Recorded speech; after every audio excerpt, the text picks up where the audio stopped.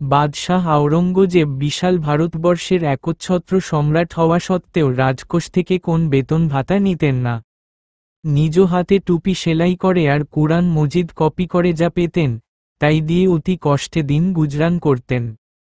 শত ব্যস্ততার মধ্যেও গভীর রাতে উঠে তাহাজ্জুদে দণ্ডায়মান হয়ে কেঁদে চক্ষু ভাসাতেন।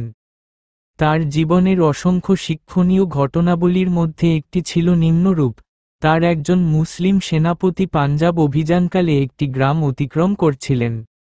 সে সময় একজন ব্রাহ্মণের পরমা সুন্দরী এক মেয়েকে দেখে তিনি তার পিতার কাছে তাকে বিয়ের প্রস্তাব দেন। পিতা অনন্যোপায় হয়ে বাদশাহর শরণাপন্ন হলেন।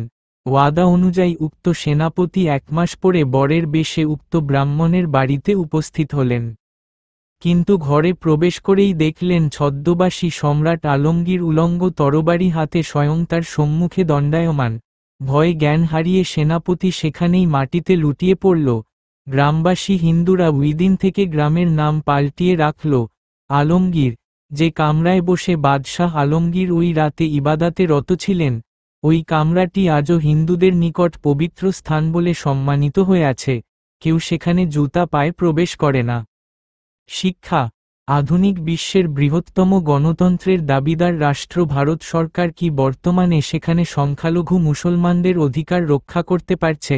না, বরং প্রতিনিয়ত তাদের প্রতি চালাচ্ছে নির্যাতনের স্টিম রোলার।